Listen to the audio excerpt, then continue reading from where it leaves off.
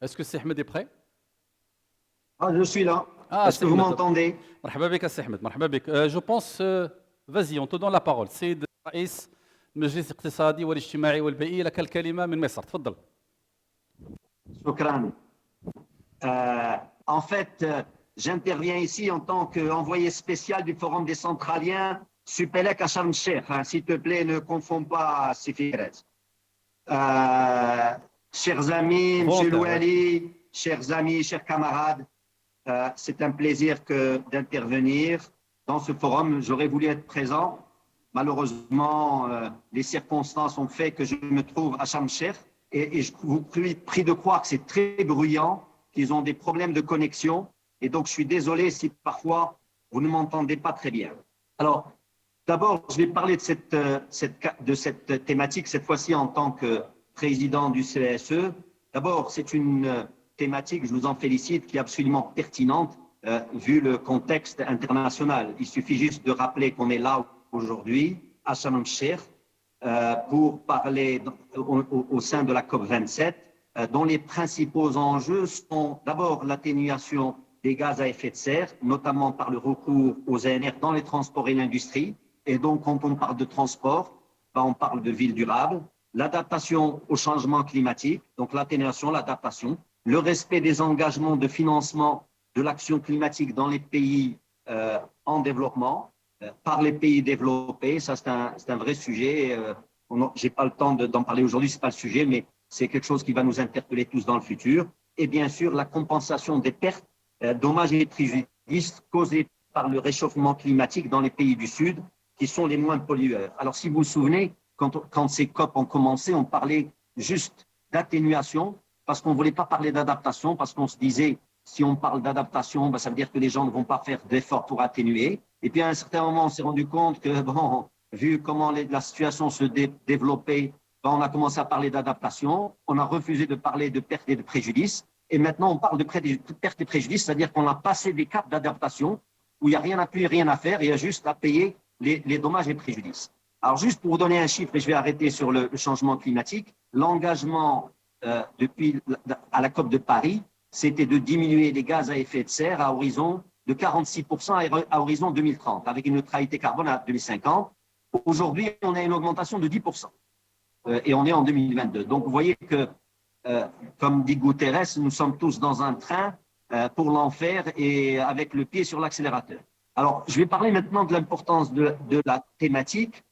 D'abord, il y a une prise de conscience de la communauté internationale des enjeux de la transition vers des villes durables. Et surtout, il y a aussi ces fameux rapports de la Banque mondiale qui dit que la création de villes et de communautés inclusives, résilientes, compétitives et durables est essentielle pour le développement économique et pour l'atteinte des ODD d'ici 2030. Vous savez, on a travaillé, et je crois que mon ami Saïd Baghdadi en a parlé tout à l'heure, dans le cadre du nouveau modèle de développement, on a essayé de comprendre quels étaient les différents, je dirais,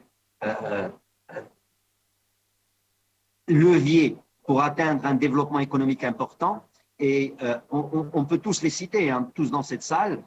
On peut parler d'éducation, de gouvernance, d'infrastructure, etc. Mais il y avait un point qui nous échappait au niveau du CSE, c'est cette idée du rôle des villes, de grandes villes durables, etc.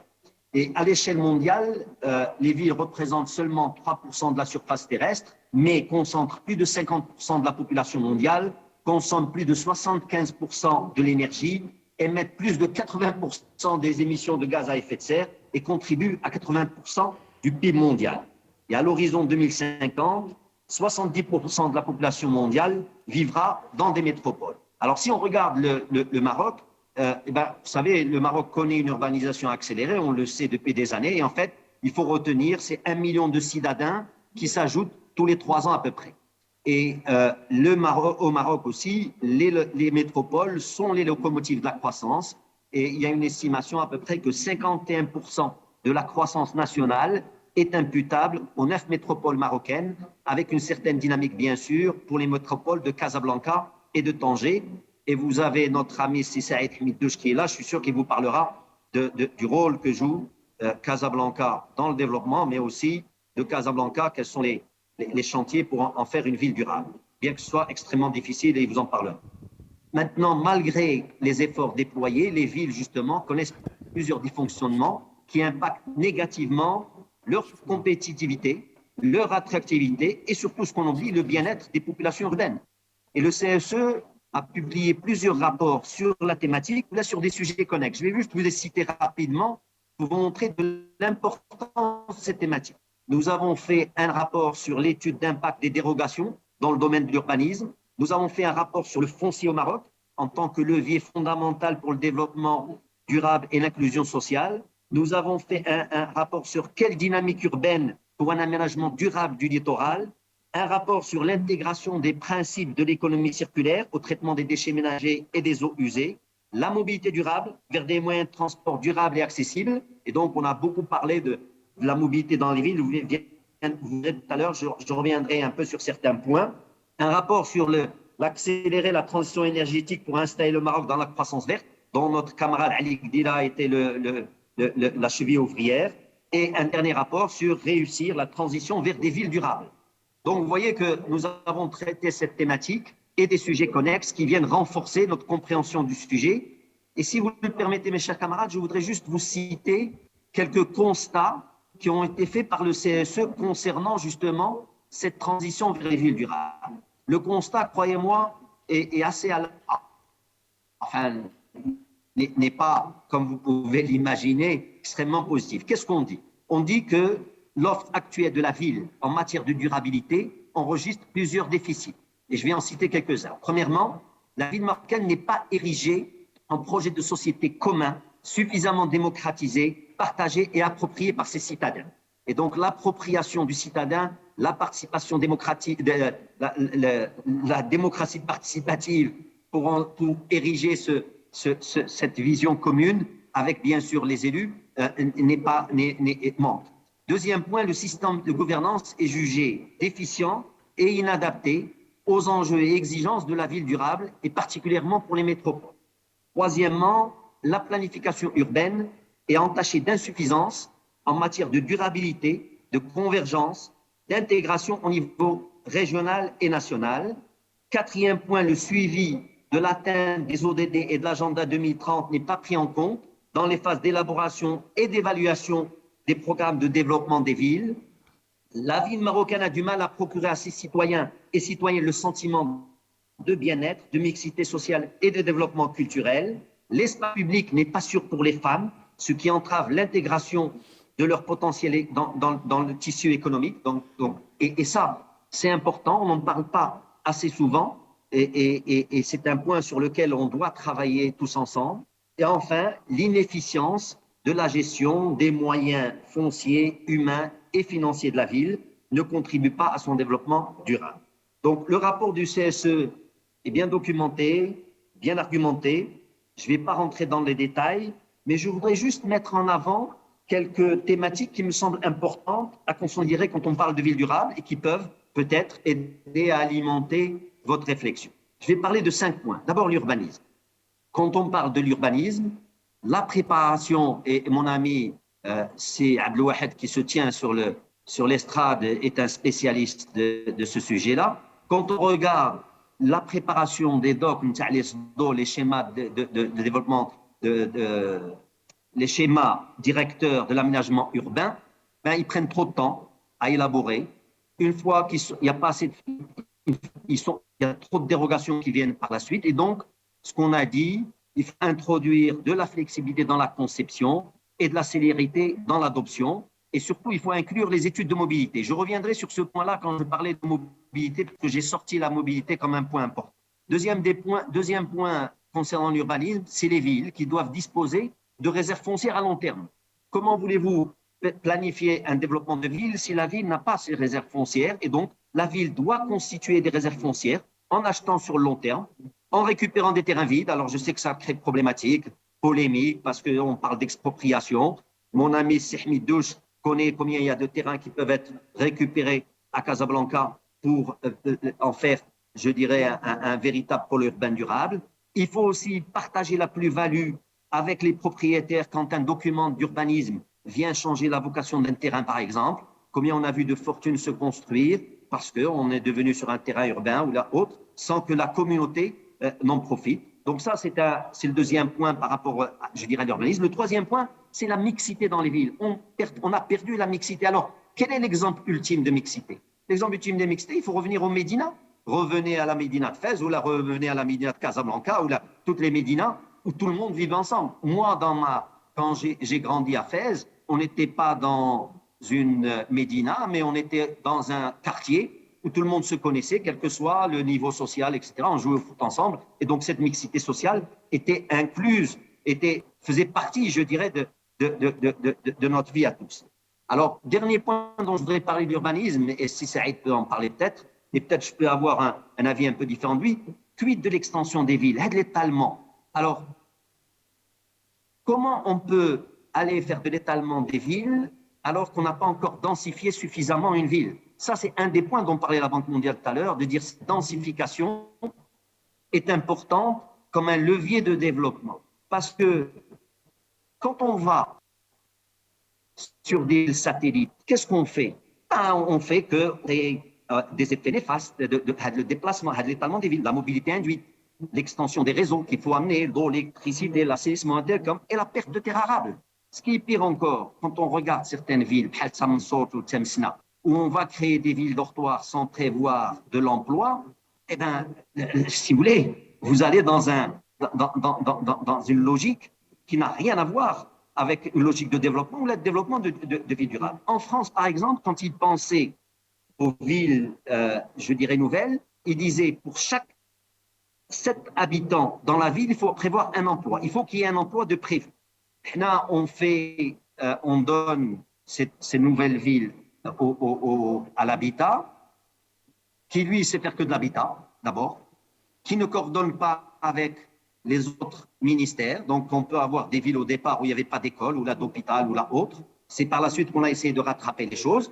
Et il faut dire aussi que quand on pose la question aux gens de l'habitat, c'est qu'on n'a pas trouvé de réserve foncière suffisamment proche, etc. D'où cette idée, encore une fois, les réserves foncières dont j'ai parlé tout à l'heure. Une autre question qui se pose, pourquoi on ne permet pas de construire plus en hauteur, d'accord, dans les différentes villes marocaines? C'est une vraie question qui nous interpelle tous. Cette idée d'étalement, alors c'est là où peut-être je vais m'aventurer sur un territoire un peu glissant. Peut-être que cette idée d'étalement, c'est parce qu'on se dit pour des raisons de sécurité, il vaut mieux que les gens ne s'agglomèrent pas dans une région. Et donc, c'est toujours un peu ce sentiment de préserver la sécurité ou de renforcer la sécurité qui prime sur d'autres objectifs.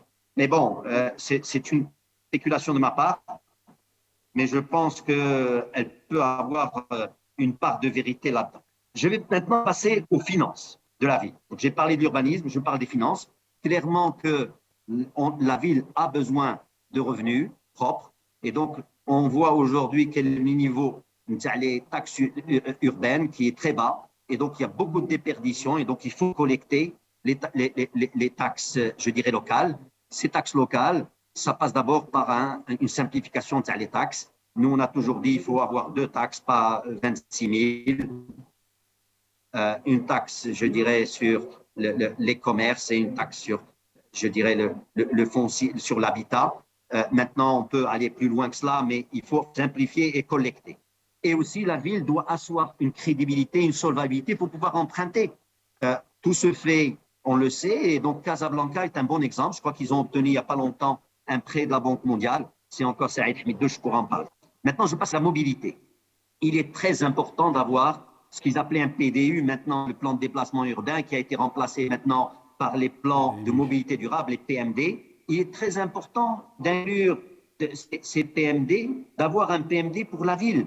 Et à un moment, notre camarade Nordin Boutayeb avait, quand il était au ministère de l'Intérieur, poussé dans ce sens-là pour dire que si une ville voulait avoir un projet qui concernait la mobilité qui allait être financé par le ministère, il fallait qu'il ait été prévu par le PDU ou donc par le PMD maintenant. Le transport public, il doit se développer dans ce pays, transport public et électrique de préférence, bien sûr. D'accord? L'offre est insuffisante, elle est inadéquate, elle est peu accessible, avec des conséquences négatives claires. sur l'accès du citoyen à l'emploi, aux services publics et aux loisirs, sur l'emploi, sur les services publics et les loisirs. Ça, c'est pour le citoyen. Vous savez, beaucoup de gens marchent à Casablanca. Vous me direz, c'est bien. D'accord, il y a plus de 50% de gens qui marchent. C'est bien pour la santé. Mais quand vous avez des mobilités énormes pour aller travailler, eh bien, soit vous découragez les gens, d'accord, soit vous avez un problème, si vous voulez, juste d'accès à cet emploi, ou là d'accès aux services publics, ou là d'accès aux loisirs. Il faut ajouter à ça le fait qu'il n'y ait pas de développement de transport public bien développé, un impact sur la pollution terrible. Je vous plains, mes amis casablancais, j'étais des votants de longues années. Maintenant, il faut dire que Rabat est moins pollué. L'impact sur le pouvoir d'achat, j'arrête pas de le dire. On est toujours dans cette réflexion, dans un dialogue social, d'augmenter les salaires. Moi, je dis, il faut parler de pouvoir d'achat. Si vous avez un couple de la classe moyenne qui doit se rendre à son travail, l'homme et la femme, c'est l'idéal, que tous les deux ont besoin ils ont besoin de chacun d'une voiture, de payer chacun une vignette, une assurance, un plein, etc., eh bien, c'est une baisse de leur pouvoir d'achat. Au lieu de cela, si on avait un transport public qui était mieux développé, eh bien, on pourrait, d'accord, donner plus de pouvoir d'achat à cette classe moyenne. Et quand on parle de dialogue social, parler du pouvoir d'achat et parler de productivité. Autre point concernant la mobilité, le stationnement. Moi, je peux vous dire que nous avons Flegdel, aucun parking, par exemple. Comment on peut prévoir des centres urbains comme cela, sans parking, alors qu'il y a une demande qui existe?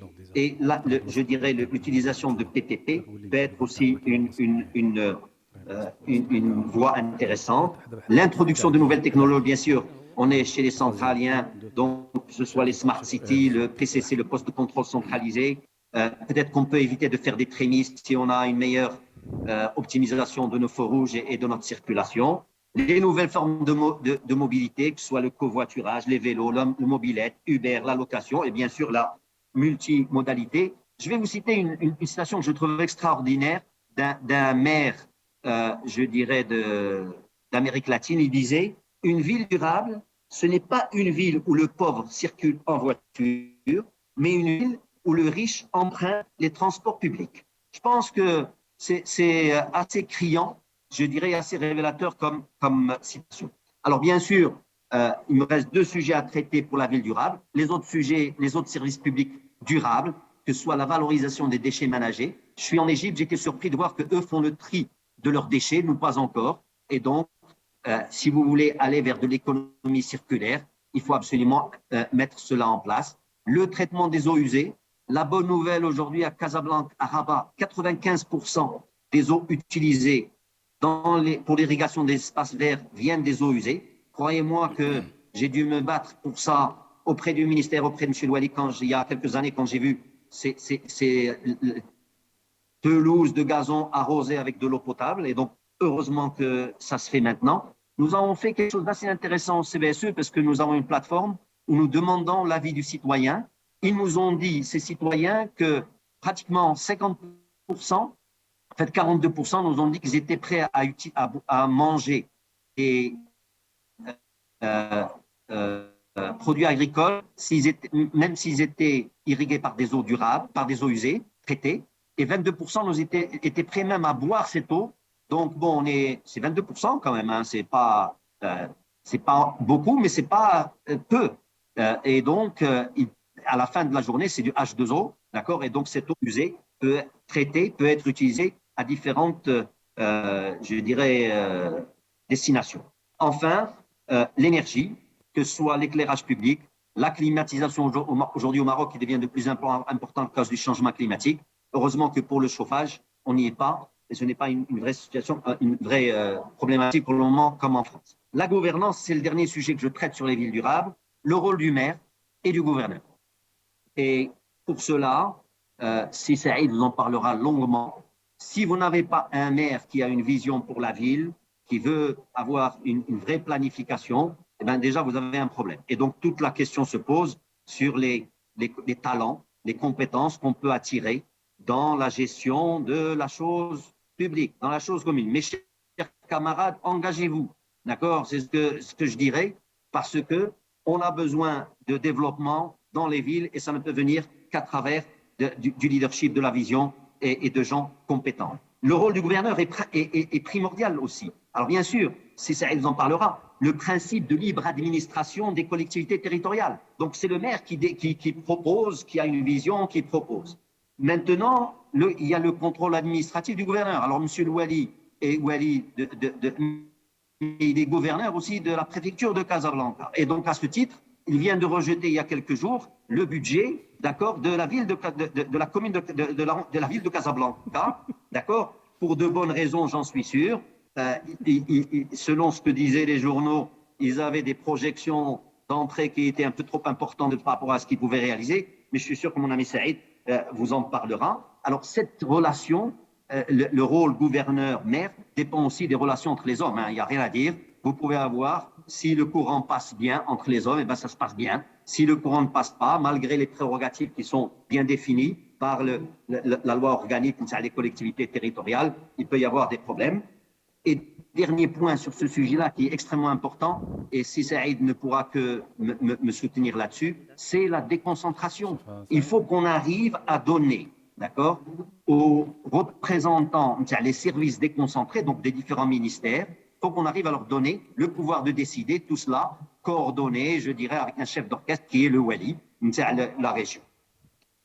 Donc, si je devais résumer, la réussite de ce projet, je dirais, elle est conditionnée par différents points. Un leadership et une volonté politique locale forte. 2, une gouvernance intégrée. 3, une démocratie participative responsable. Il faut que dans cette gouvernance, le citoyen soit interpellé. Il faut que le citoyen participe. Il faut qu'on ait des budgets, dans les budgets de la ville, des budgets participatifs, où on demande aux citoyens, sur des choses importantes, qu'est-ce qu'il peut lui faire. D'accord? C'est très, très important. Il faut qu'il y ait une synergie entre les différentes réformes engagées. La gestion de la ville, aujourd'hui, est une science. Il faut des compétences. D'ailleurs, les écoles d'ingénieurs ont introduit une nouvelle méthode, une nouvelle matière qu'ils ont appelée gestion urbaine.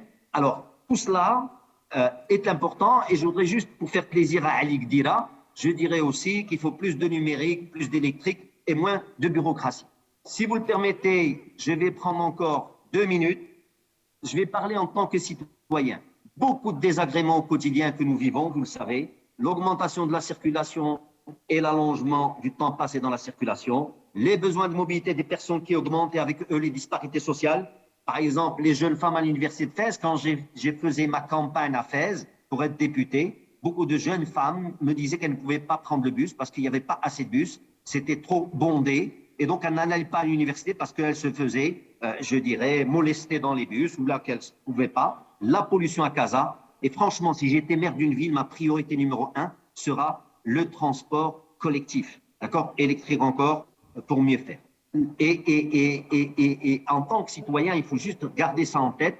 Cette obligation de sobriété, chaque tonne de CO2 compte et on peut tous participer justement à créer ces villes durables. En informant mieux les gens. Les gens manquent d'informations. Vous savez que le GIEC a dit que juste avec de la sobriété, on pouvait baisser de 40 à 70% les gaz à effet de serre. Donc ça, il faut moins prendre sa voiture, moins prendre l'avion, je dirais moins manger de viande, etc., etc. Casquette centralien, et j'ai fini. Je crois que les centraliens peuvent jouer un rôle important en se mobilisant pour rechercher des solutions afin d'atteindre les objectifs de réduction des gaz à effet de serre grâce à la technologie, à l'innovation en matière de décarbonation ou autre. Il faut monter aussi, il y a un sujet important, c'est monter en puissance dans l'économie circulaire. Là aussi, nos camarades peuvent aider. Et enfin, tout ce qui est dessalement de l'eau, le traitement des eaux usées, la transformation de l'eau en air, etc. Je pense que nous avons de très beaux chantiers devant nous. Mes chers camarades, je vous remercie. Je m'excuse si j'ai été un peu long. D'accord, j'ai pris 20 minutes. Et là, je dois filer pour ma présentation. Je vais faire une plaidoirie sur le climat au nom de l'UCESA. Merci mes chers camarades. Merci beaucoup. Merci Sehmed, merci pour cette intervention en triple casquette. Bon courage pour tes plaidoiries et pour la suite des événements à la COP27. Donc, merci.